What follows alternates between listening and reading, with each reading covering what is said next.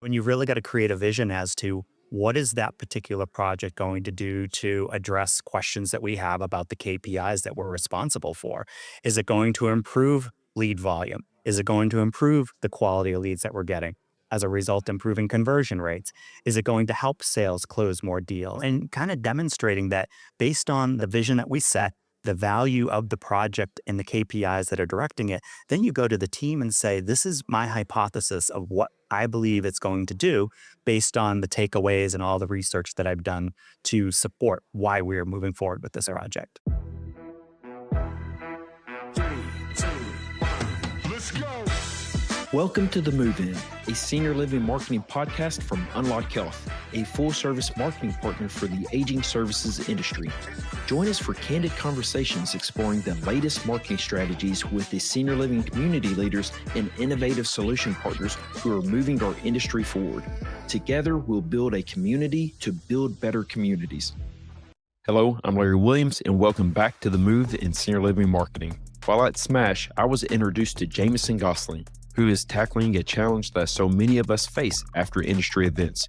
We leave inspired, but then struggle to actually implement all those great ideas we collected. Jamison shared a lot of great advice today. In this conversation, we discussed translating conference takeaways into actionable projects, managing urgent versus important tasks, and gaining buy-in from the team to secure funding and resources. This was a fun conversation and one that I will listen to repeatedly as we prepare for future events. Let's jump into it. All right, we're on the move in senior living. I'm glad I crossed paths with Jamison Gosselin. Did I say that correct? Sure did. Awesome. Jamison is the principal of Jamison Marketing, and you're going to speak tomorrow morning. And just briefly chatting with you earlier, it's a session that I think it's much needed at every conference. So just correct me if I'm wrong. We spend 3 days of just information overload, and there's a lot of good advice, really actionable takeaways.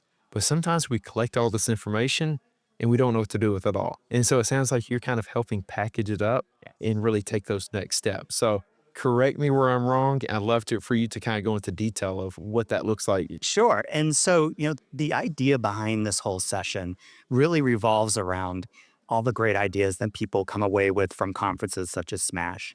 And the problem is they get these great ideas, they put them in notebooks, and then they get home and then they've got to do the budget. Yeah, this hurricane is hitting a group of communities. They've got all this stuff to do, and the notebooks are collecting dust on their And desks. they have to get back to work and all the stuff they missed. They do. Yes. They do. And then all of a sudden it's like it's Smash 2025 or Smash 2026, and they get more Yeah. notebooks and They blow the dust off the old notebooks and think, oh man, we should have done this. Exactly. And so what we're trying to do here is say, look, let's create a space for attendees during the conference towards the end where they've started collecting takeaways and ideas, stats and facts, new fresh perspectives from people that are speaking at different sessions, or that they might run in during networking and say, hey, let's tap into our brains, tap into our memories, tap into our notes, and start sketching out what an action plan might look like for some of those best takeaways. So connect some ideas to those takeaways and take those ideas and turn them into an actual project that will produce ROI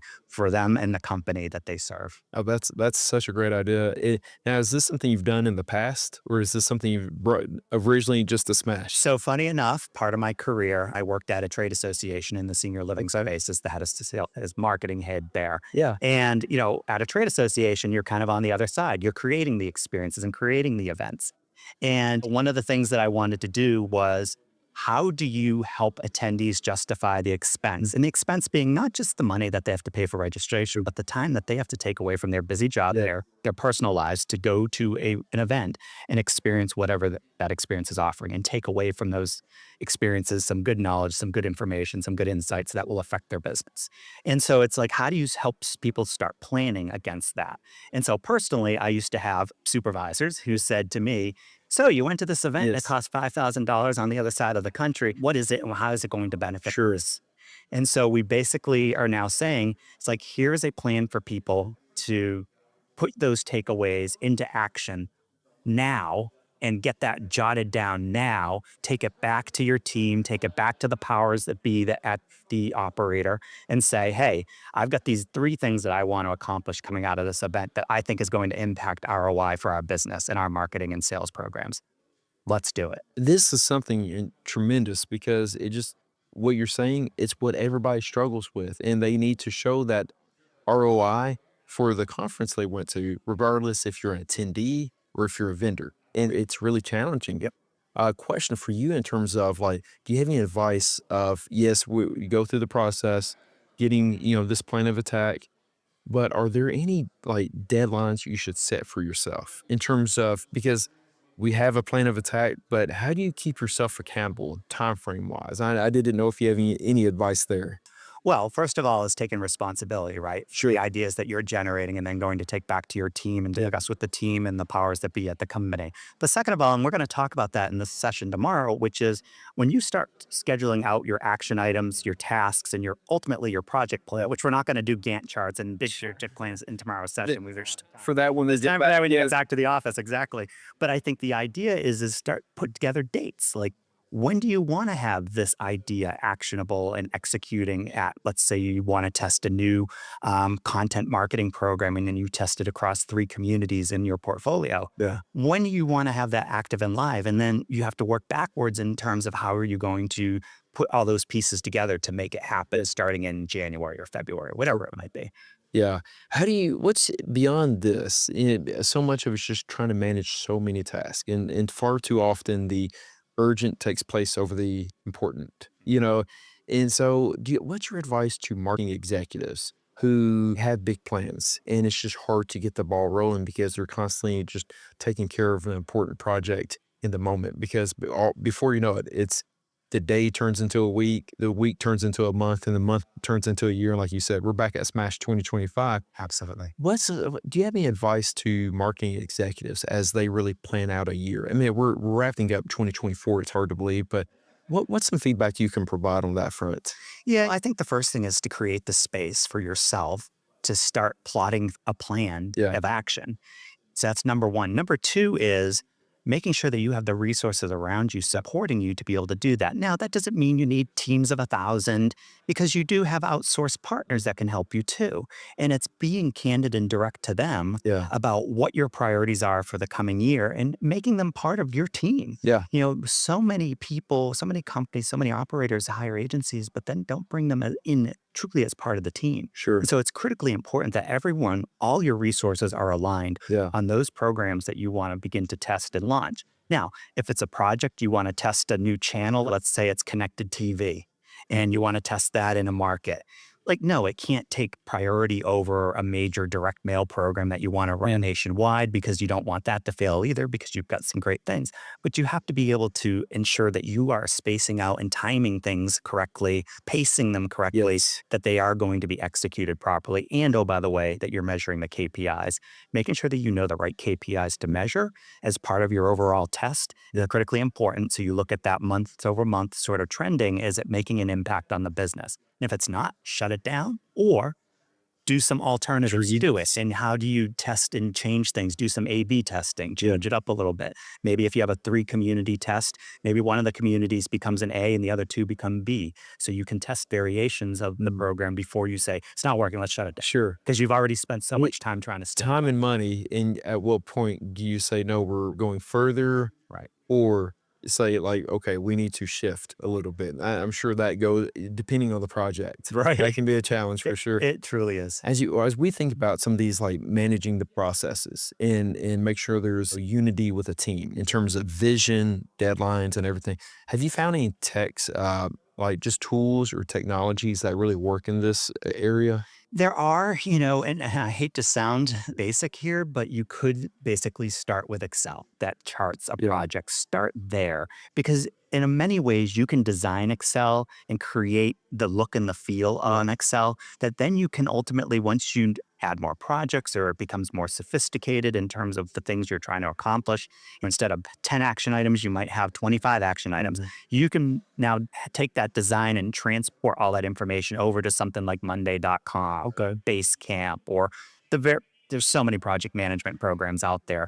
But I would say getting a handle within something like Excel or even taking a piece of paper and drawing it out first and then transporting it over to an online system and putting resources against that project or whatever it might be is a good starting point. So start basic and then ultimately bring it into a technology platform. Sometimes I feel like we take technology and like solve this problem and like just, okay, forget about it. Let's start basic and work our way out to that technology. Yeah, like take a piece of paper and outline to start. I still use that as a Absolutely. model. Yeah. I'll be on an airplane. I get 3 hours of quiet time, private time, have my Bose headphones on, and I can start jotting stuff down.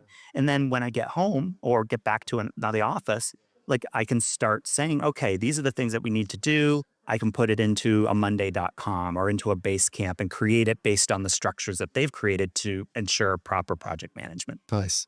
So I feel like every time I ask you a question, I say, what's your advice? And so I apologize for that. But I think about some of these marketing executives who are at this conference and they have to go back to their team and they have all these big ideas and all these, those next steps, action items. What's your advice to them as they try to get buy-in from their team, the sales team, others in the company to say like, this is the better way? Because human nature is like, well, this is the way we've done it. It's working. I didn't know if you have any advice to those executives who are seeing something big picture and getting more buy-in on that front. Starts with the vision. Yeah. And you really got to create a vision as to what is that particular project going to do to address questions that we have about the KPIs that we're responsible for? Is it going to improve lead volume? Is it going to improve the quality of leads that we're getting? As a result, improving conversion rates? Is it going to help sales close more deals? And kind of demonstrating that based on the vision that we set, the value of the project and the KPIs that are directing it, then you go to the team and say, this is my hypothesis of what I believe it's going to do based on the takeaways and all the research that I've done to support why we're moving forward with this project. That's great. Thank you for that. Last question is what's the question I didn't ask in this conversation that you think it's important to cover? I think the big question really goes back to trying to get the buy-in of the executive team. Yes. Because at the end of the day, it's about the money. And everything requires money to drive a project forward. Do we need more people? What sort of resources do we need? Do we need a different skill set of people to help us with this or that or the other thing? Yeah. And it's going to the executive team. And that's really another reason why we're doing the session tomorrow, which is to say, when you get off that plane on Wednesday afternoon or Thursday, you get back to the office on Friday or whatever it is on Monday, you've already started outlining an action plan for at least one project that you can say, I went to Smash. I had these goals in mind when I got there saying, we know we need to improve lead quality, for example. And here's a project that's going to address that in 2025 or in the next month, let's say. I know so many people will take so much from this session, and I'm so glad you're going to be here and lead that. Where can people find you, Jamison, if they want to learn more about the services you provide? Sure. Or the next event you'll be at? The best place to find me is on LinkedIn. Yeah, I'm putting a lot of content on there in terms of the various events that I've been at and the content in the services that we are creating as part of these events. And, I'll be doing an article off of this session tomorrow. I'll just kind of recapping what we talked about and some of the ahas and best ideas to take from it. And so a lot of good stuff is on LinkedIn if people are curious about the work that I do. Absolutely. I'm sure there'll be a lot of people who look into it. So thank you so much for your time and advice. Yeah. All right. Thanks, James. Thank you. Bye-bye. This was great information for anyone attending any conference. Thank you, Jamison. Here are a few takeaways that I made notes of. First, create a post-conference action plan. During the conference, set aside time to review your notes and ideas and start sketching out an action plan. Identify 1 to 3 key projects that you want to implement based on your conference takeaways. Then outline the steps, timeline, and resources that are needed to bring these projects to life when you return to the office. Second, prioritize important tasks. Don't react to urgent ones. Carve out dedicated time to work on your strategic marketing initiatives, not just the daily fires. Align your team and outsource partners on your top priorities for the year, and develop a system to track progress and measure the impact of your projects over time. And third, build executive buy-in with a compelling vision. When presenting new ideas to leadership, don't just list the tactics. Articulate the overreaching vision. Demonstrate how the project will move the needle on key business metrics like lead volume, quality, conversion rates, and sales, and then back up your hypothesis with research and data to strengthen your case for resources and budget. Again, thank you to Jamison. We're all better off because you shared with us today. Now let's go make some meaningful connections. Thank you for listening to The Move in Healthcare Growth. Add your voice to the conversation. Email the show at themove@unlockhealthnow.com. Follow us on social media and stay up to date at unlockhealthnow.com. Also, be sure to subscribe wherever you listen to podcasts so you never miss an episode.